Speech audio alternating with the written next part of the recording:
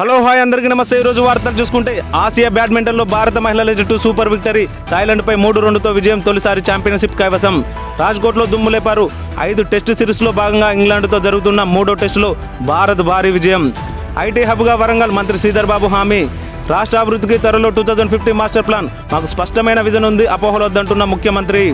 నల్లమల అడవిలో కార్చిచ్చు. సుమారు 18 కిలోమీటర్ల మేర దగ్ధమైన ఫారెస్టు. అదుపులోకి తెస్తున్న ఫైర్ సిబ్బంది. గాంజా శంకర్ టైటిల్ తీసేయండి. హీరో సాయి ధరమ్ తేజకు యాంటీ నార్కోటిక్ బ్యూరో నోటీసులు.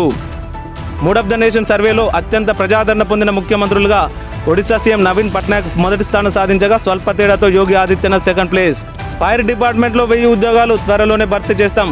పైరేవులు ఉండవు, పారదర్శకంగా ఉంటుందన్న ముఖ్యమంత్రి. ఉత్తరప్రదేశ్ పోలీస్ పరీక్షలో బాలీవుడ్ నటి సన్నీ లియోన్కు హాలీవుడ్ హాల్ టికెట్ జారీ. హాల్ టికెట్ ప్రస్తుతం నెట్టింట వైరల్. కేసీఆర్ మేడిగడ్డకు వెళ్తారా? నల్గొండ సభ మాట నిలబెట్టుకుంటారా? అంతర్మదనంలో బీఆర్ఎస్ పార్టీ.